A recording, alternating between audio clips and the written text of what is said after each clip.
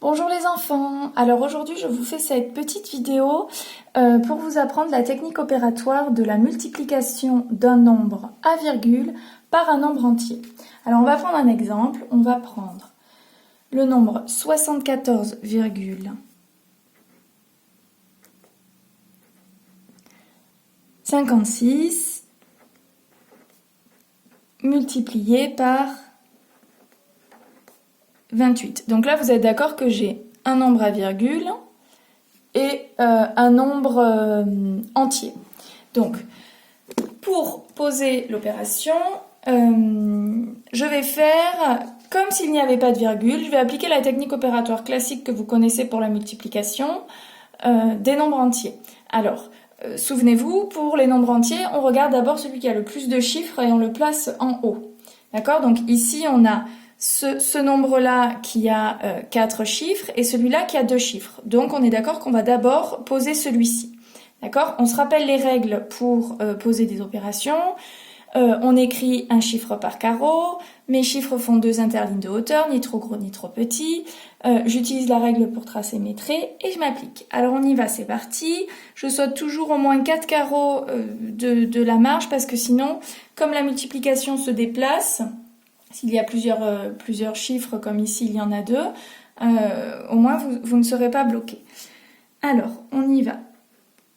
74,56 multiplié par 28. Donc, je pose mes chiffres comme d'habitude, sans tenir compte de la virgule. Vous voyez, on n'a pas forcément aligné unité avec unité, dizaine avec dizaine, etc. On s'en moque, on fait comme s'il n'y avait pas de virgule. Ok. Ensuite, on fait la technique opératoire normale. Donc, on va d'abord commencer par multiplier le 8. Ensuite, on multipliera le 2. Donc, on y va. 8 fois 6, 48. J'écris 8 et je retiens 4. 8 fois 5, 40. Plus 4, 44. J'écris 4 et je retiens 4.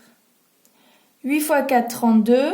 Plus 4, 36, j'écris 6 et je retiens 3, 8 fois 7, 56, plus 3, 59.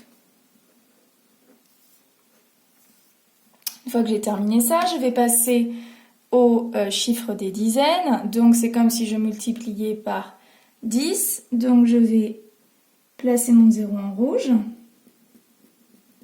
Et maintenant, je vais pouvoir uniquement me consacrer au 2. Donc, je vais multiplier tout ça par 2. On y va. 2 fois 6, 12. J'écris 2 et je retiens 1. 2 fois 5, 10 plus 1, 11. J'écris 1 et je retiens 1. 2 fois 4, 8 plus 1, 9. Et 2 fois 7, 14. Maintenant, il faut que j'ajoute mes 2 lignes. Donc, je place mon plus dans une colonne et ensuite, je viens tracer mon trait à la règle. C'est parti pour l'addition. 8 plus 0, 8. 4 plus 2, 6. 6 plus 1, 7, 9 plus 9, 18, j'écris 8 et je retiens 1. 5 plus 4 plus 1, 10, j'écris 0 et je retiens 1. 1 plus 1, 2.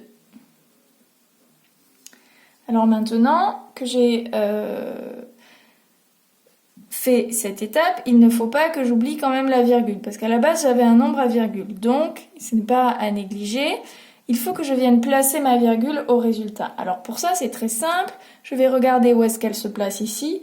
Et tout simplement, je vais venir la positionner juste en dessous. Hop, sur la même ligne. D'accord? Pourquoi? Parce que ici, j'ai 2 chiffres après la virgule. Donc ici aussi, je me retrouve avec 2 chiffres après la virgule. Donc 74,56 multiplié par 28 est égal à 2000. 87,68. Voilà les enfants, j'espère que c'est clair. Et maintenant, c'est à vous de jouer dans le cahier du jour pour vous entraîner. Au revoir!